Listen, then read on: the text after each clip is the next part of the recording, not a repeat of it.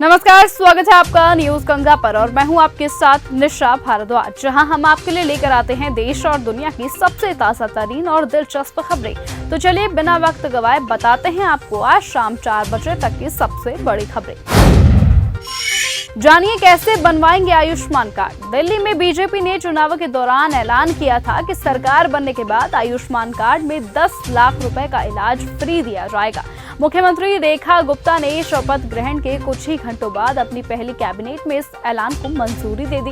अब दिल्ली में भी जन आरोग्य योजना को लागू किया जाएगा, जिसके तहत 1 लाख लोगों के प्रधानमंत्री जन आरोग्य योजना कार्ड बनाए जाएंगे। आयुष्मान कार्ड बनाने के लिए सरकार ने कुछ नियम बनाए हैं। साल 2011 की जनगणना के मुताबिक इसमें लोगों को शामिल किया जाएगा, जिसकी सूची PMJAY की वेबसाइट पर उपलब्ध है, जहां जाकर आप अपना नाम चेक कर सकते हैं, जिसके बाद आप आयुष्मान कार्ड बनवा सकते हैं। 24 फरवरी से शुरू होगा दिल्ली विधानसभा का पहला सत्र। दिल्ली में भारतीय जनता पार्टी की सरकार बन चुकी है। सरकार ने अब अपना कामकाज भी शुरू कर दिया है। शपथ लेने के साथ ही सीएम रेखा और उनके सभी मंत्री एक्शन मोड में नजर आ रहे हैं। दिल्ली की रेखा सरकार ने विधानसभा का पहला सत्र बुलाया है, जिसमें नए विधायकों की शपथ दिलाई जाएगी। इसके अलावा कैग रिपोर्ट को भी पेश किया जाएगा। दिल्ली विधानसभा का 3 दिनों का सत्र बुलाया गया है।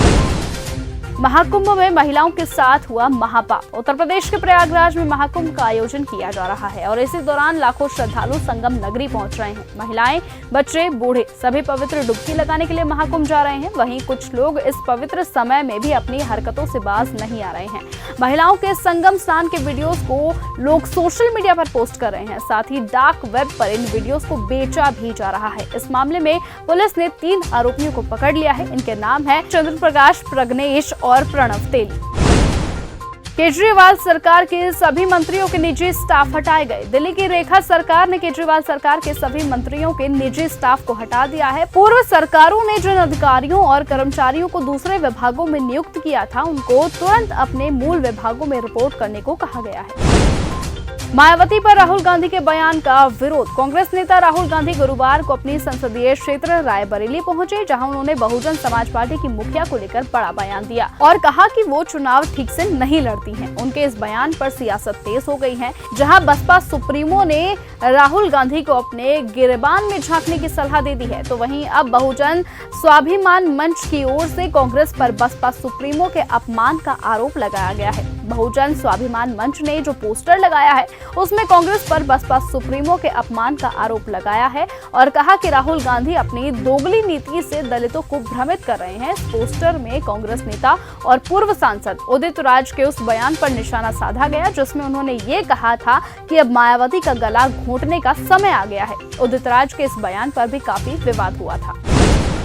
महाशिवरात्रि और होली से पहले सीएम योगी का सख्त निर्देश। उत्तर प्रदेश के मुख्यमंत्री योगी आदित्यनाथ ने हाल ही में आगामी त्योहारों के मद्देनजर सभी सुविधाएं उपलब्ध कराने के निर्देश देते हुए कहा था कि सभी धर्म के लोगों की आस्था का सम्मान किया जाना चाहिए, लेकिन अराजकता को कतई स्वीकार नहीं किया जाएगा। बयान के अनुसार उन्होंने अधिकारियों से कहा कि पर्व त्योहार में शासन प्रशासन द्वारा सभी जरूरी सुविधाएं उपलब्ध कराई जाएं।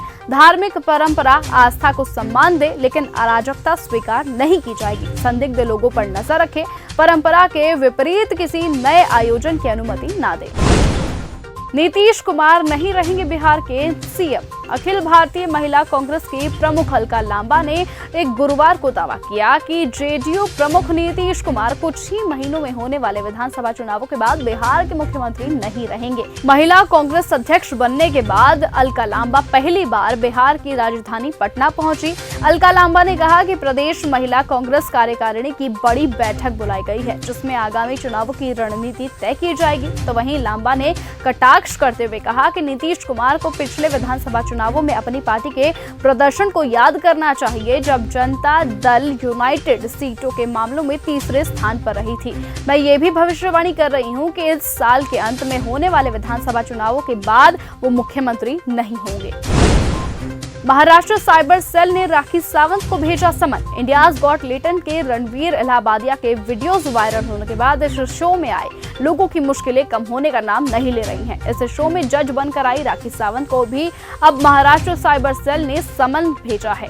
राखी सावंत को 27 अप्रैल को पेश होना होगा। राखी सावंत भी इंडियाज गॉट टैलेंट शो में जज बन चुकी हैं। राखी सावंत वाला एपिसोड काफी वायरल हुआ था। उनके शॉर्ट वीडियोस भी सोशल मीडिया पर काफी वायरल हुए थे।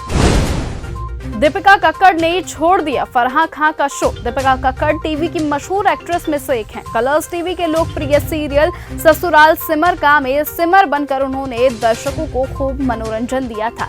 सूत्रों से मिली जानकारी के मुताबिक पिछले कुछ समय से दीपिका शूटिंग पे नहीं शामिल हो रही हैं। इस बीच मास्टर शेफ की टीम ने कई स्पेशल एपिसोड्स की शूटिंग की जिसमें दीपिका नहीं नजर आई। कहा जा रहा है कि दीपिका की तबीयत खराब होने के कारण वो इस रियलिटी शो की शूटिंग नहीं कर पा रही हैं और उन्होंने ये शो छोड़ने का फैसला किया है। लेकिन प्रोडक्शन को उम्मीद है कि दीपिका ठीक होने के बाद इस शो को दोबारा से रीजॉइन करेंगी।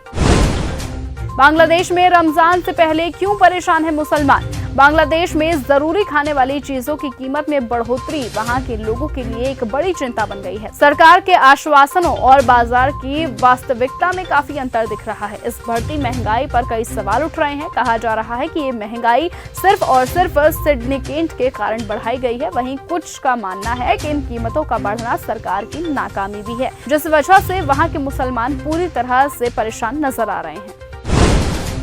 तो फिलहाल आज के इस बुलेटिन में सिर्फ इतना ही। देश और दुनिया की तमाम बाकी खबरों से ऐसे ही जुड़े रहने के लिए आप बने रहें और देखते रहें चैनल न्यूज गंगा। नमस्कार। ऐसी ही खबरों को सुनने और देखने के लिए सब्सक्राइब करना बिल्कुल मत भूलिएगा चैनल न्यूज गंगा। खबरें अच्छी लगी तो लाइक का बटन दबाना बिल्कुल मत भूलिएगा। कमेंट बॉक्स में टाइप भी कर सकते हैं और हाँ, शेयर करना भी बिल्कुल मत भूलिएगा।